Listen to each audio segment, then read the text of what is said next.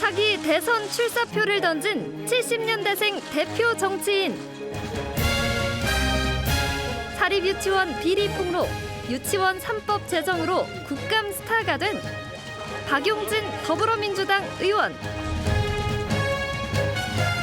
재벌개혁, 사학비리 척결 등 개혁에 앞장서며 존재감을 쌓아온 그가 차기 대권 도전을 본격화하고 있는데 대부분의 이제 40대들이 적극적으로 자기 역할을 맡고 리더 역할들을 하고 있습니다.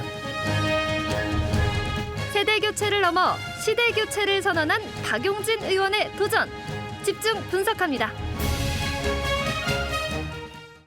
네, 오는 4월 서울 부산시장 보궐선거에 이어서 내년 3월에는 대통령 선거가 예정돼 있습니다.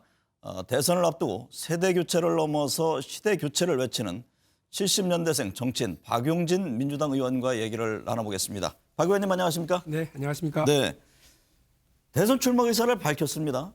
예, 마음 결심은 했습니다. 출마하시는 거죠?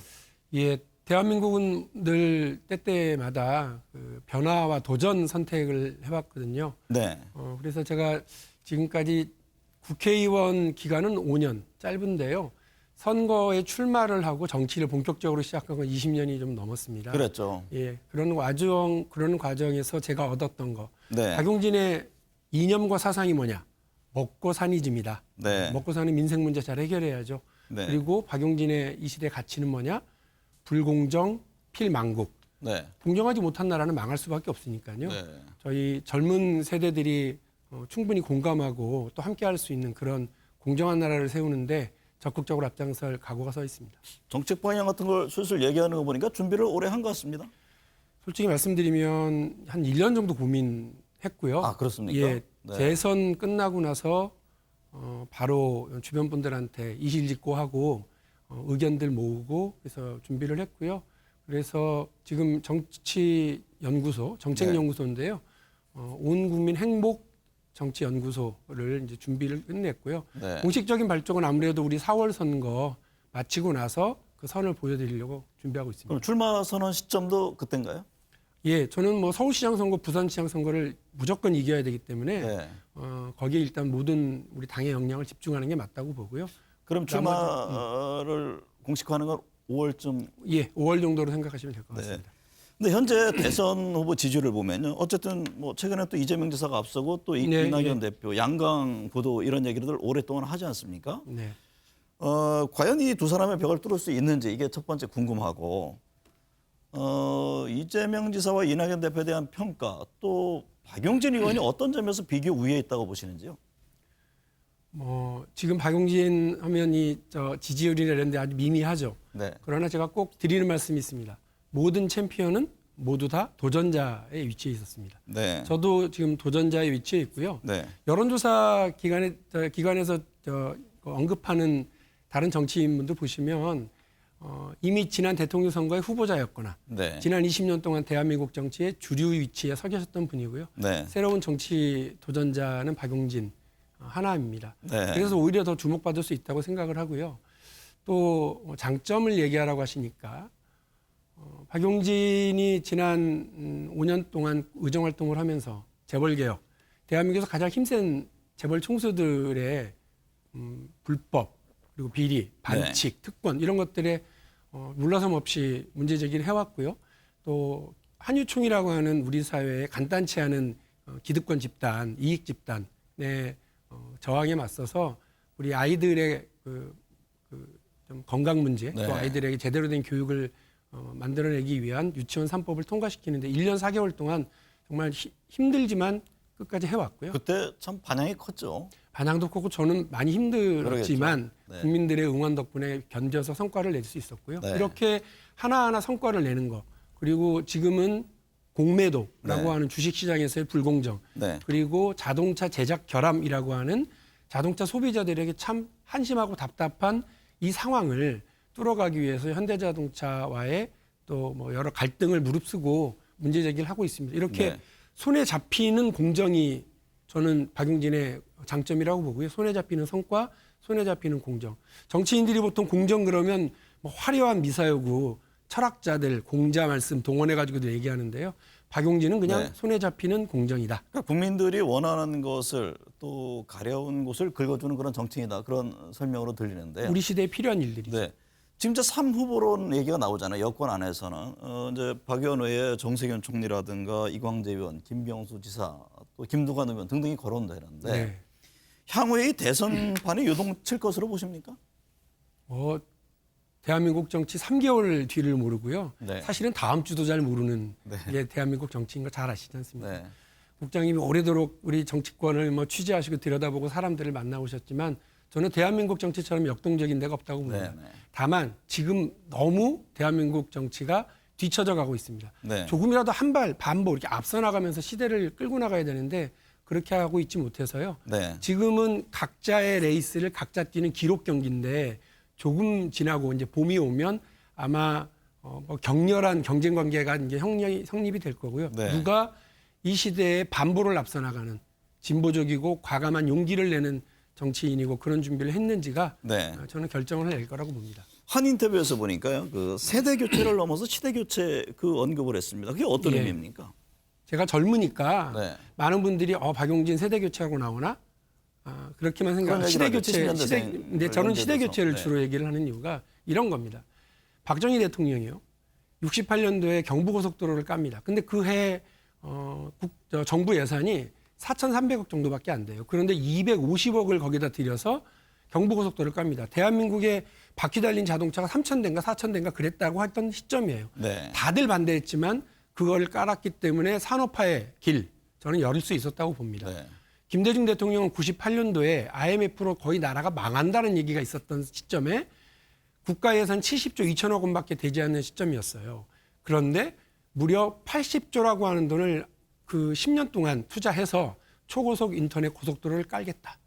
이걸 선언을 했습니다. 다들 네. 반대했던 시점입니다. 그러나 그 초고속 인터넷 고속도로 때문에 지금 대한민국이 IT 강국, 네. 정보화 대국, 5G의 선도국가로 가고 있는 것 아니겠습니까? 네. 그러면 지금 우리 정치인들은 뭐 해야 됩니까?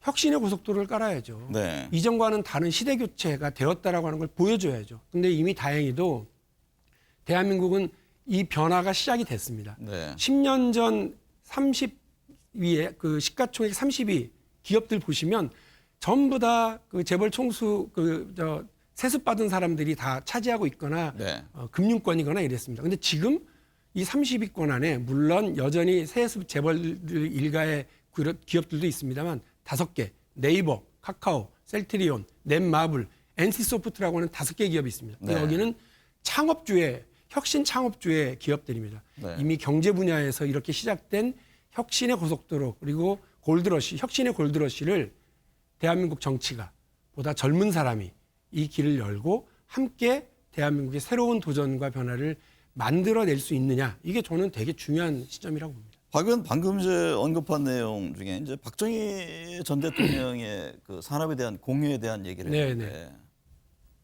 역대 대통령은 공과 과가 있다 이렇게 보고 있는 거죠. 물론입니다. 박정희 전 대통령 역시 마찬가지로 보는 거죠. 그렇습니다. 박정희 대통령의 친일 행적 그리고 박정희 네. 대통령의 독재의 문제 많고 이 부분에 대한 지적은 국민들이 다 하고 계십니다. 그러나 박정희 대통령이 밉다고 그래서 우리 국민들의 피와 땀의 성과인 그 경제건설 그리고 경부고속도로의 성과 이런 것들을 우리가 부인할 필요는 없잖아요. 네. 저는 모든 정권에 공과 과가 있기 때문에 그 부분을 잘 승계하고 공을 더 키워서 가는 그리고 그걸 잘 승계해 가는 것이 대한민국 미래를 위한 길이라고 저는 생각을 합니다. 관련한 얘기가 될 수도 있겠습니다만 이제 당내 이제 사면론에 대한 논란이 뜨겁습니다. 이제 이낙연 대표가 통합의 기치를 내세워서 사면을 얘기했는데 전직 대통령 얘기입니다. 네. 박 의원은 어쨌든 이게 언젠가는 건너야 할 강이다 그런 얘기를 했습니다. 이 문제를 어떻게 풀어야 한다고 보세요? 전 이낙연 대표께서 그 첫 단추를 조금 잘못 깨셨다는 생각이 있습니다. 네. 무슨 말씀이냐면 그 전직 대통령 두 분을 그냥 사면하는 것으로 사회 통합이 되느냐? 저 그렇게 네. 보지 않습니다. 우리 사회 통합은 사실은 그 사회 불평등, 소득의 양극화, 자산의 양극화 이 격차를 해소해 나가는 데 있습니다. 네. 그래서 교육이라든지 사회복지라든지 세제 이런 것들을 통해서 최대한 이 격차를 줄이려고 이것이 사회 통합이죠. 네. 그러기 위해서 정치권이 마음을 모으고 정치권이 이 방향을 공유하고 이렇게 해 가는 과정에 어떤 진영 갈등을 풀어내기 위한 하나의 방법일 수는 있다고 보거든요. 네. 그런데 우리가 이 사회 통합의 전체적 방향에 대해서 아직 제대로 그 마음도 모으고 있지 못한데 성급하게 이 문제가 나가면서 저는 정치 논란으로 가버렸다고 봐요. 네. 사회 통합을 위한 어떤 결단 이런 것들을 못 가고 있어서 저는 지금 이 문제에 대해서 어쨌든 대통령과 그리고 나중에 대통령이 당선되는 분은 이 문제를 어쨌든 직면할 수밖에 없다는 그런 측면에서 네. 언젠가는 건너야 될 강이라고 표현을 했습니다. 격차 해소라는 말씀을 하셨잖아요. 이제 그 민주당에서는 예를 들면 그 정무위 활동도 오래 하셨잖아요. 예. 공정위의 전속 고발권을 없애야 된다. 예. 그것이 기존의 이제 어떤 대기업과 중소기업 문제를 해결하지 못하는 근원적인 원인 중에 하나다. 그래서 그걸 주창하지 않았습니까? 예, 맞습니다. 최근에 문제 중대재해법 처리 과정도 그렇고 1년의 과정에서 과연 이게 왜 제대로 안 되느냐. 지지층들 중에서는 그 문제 제기를 하고 있지 않습니까? 예. 덧붙여서 과연 민주당이 진보 정당이 맞느냐 이런 얘기까지 던진단 말이죠. 그건 어떤 답변이세요? 용기가 좀 민주당이 부족했다. 이거 솔직히 인정하겠습니다. 네. 상법 개정안 그리고 공정거래법 개정안 이거 다 사실은 박근혜 대통령도 대선 공약이었고 핵심이었고요. 또 우리가 2016년에 제1야당 그러나 다수당이 되고 나서 내놨던 법 개정안에 우리 네. 당의 그 공약이기도 했습니다. 네. 당연히 문재인 대통령의 공약이기도 했고요. 근데 이 부분에서 우리가 이걸 통과시키는데 멈칫멈칫한 거죠. 네. 저는 상법 그리고 공정거래법 개정 중대재해처벌법 이런 것들이 다 없는 것보다는 이번에 저희가 통과시킨 것이 있는 것이 훨씬 더 낫다. 우리 사회의 반보 진전이라는 것도 분명합니다. 그러나 보다 과감하게 이런 문제에 있어서 우리가 국민들에게 약속했던 이게 다 먹고 사는 문제였거든요. 우리 국민들의 안전, 국민들의 삶, 기업들의 새로운 도전을 열어줄 수 있는 그런 길이었는데. 근데 왜 약속을 이행을 못한 겁니까? 당 지도부가 잘못한 겁니까? 아니면 그 박용진 의원의 목소리가 작아서 그런 거예요? 당연히 우리 사회에는 지금 질서를 그대로 유지하려고 하는 네. 이른바 정체 세력, 기득권 세력들이 있습니다. 이들의 힘이 막강하죠. 저는 거대 여당이라는 표현을 하지 않습니까? 네. 180석. 네. 그럼에도 불구하고 안 한다, 못 한다. 그럴 경우에는 지지자들은 과연 어떻게 바라볼까요? 답답해 보시겠죠. 네. 한유총, 유치원, 사립유치원 원장님들의 연합회인데요. 네. 그들이 반대하는 유치원 3법 통과시키는데 1년 4개월 걸리더라고요. 그러니까 간단치는 않습니다. 그러나 네. 여기서 누가 소신을 가지고 정직하게 자기 생각을 분명하게 얘기하면서 용기 있게 최종 결단을 내느냐. 네. 누가 그 선을 넘어가느냐.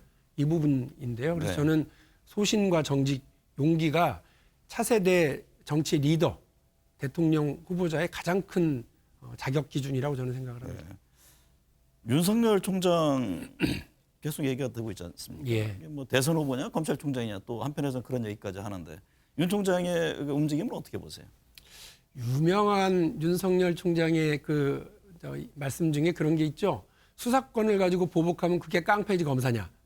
마찬가지 제가 이 말을 조금 바꾸면 지금 만일에 대통령에 나갈 생각을 가지고 있으면서 수사를 지휘하고 있다. 네. 이렇게 되면 이거는 제가 볼 때는 검찰총장이 아닌 겁니다. 네. 다시 말씀드려서 본인이 정치를 하실 생각이면 지금 관두는 게 맞다고 생각을 하고요. 네. 그러면서 지금부터 부동산, 그다음에 논쟁이 됐었던 중대재해처벌법, 그리고 각종 교육의 문제 이런 것들에 대한 본인이 답을 얘기하실 시점이에요. 저는 벼락부자는 있을 수 있지만 벼락 성공한 정치인은 있을 수 없다. 대한민국에서는 그런 정치인은 성공한 적이 없어요. 어느 날 갑자기 인기 쫙 모으고 주목받아가지고 네. 성공해요? 그런 가능성은 제로. 네. 그래서 윤석열 총장이 만일에 대통령 생각이 있고 꿈이 있다고 그러면 지금 수사를 하실 때가 아니라 본인의 생각을 하나하나 밝히면서 국민들에게 검증받을 시점이라고 보고요. 네. 문재인 정부가 집권 5년 차잖아요. 네. 지금까지 여러 개혁 과제와 정책이 있을 텐데 어떤 점이 아쉽습니까? 아까 말씀드렸던 그런 면에서 반보는 왔습니다만 한보를 제대로 내딛지 못한 부분은 많이 아쉽고요. 네. 또 하나는 우리 정부가 이상하게 우리 정부도 그랬고 이 민주정부 1기, 2기가 다 마치 먹고 사는 문제에 있어서 제대로 능력을 발휘하지 못한다라고 하는 네. 그런 인상들이 있어요. 네. 남은 1년 동안 박용진이 늘 얘기하는 먹고사니즘, 네. 민생 문제에 있어서 강한 개혁적인 이런 정치 세력임을 보여주기 위해서 보다 힘을 좀 모아야 되겠다는 생각입니다. 네. 네, 캠프가 없고 줄선 곳이 없고 또 과감한 도전에 주저하는 두려움이 없다. 박용진 의원이 당대표 출마하면서 한 얘기인데 지금도 유효해 보입니다. 앞으로의 활동 기대해 보겠습니다. 오늘 감사합니다. 예, 고맙습니다.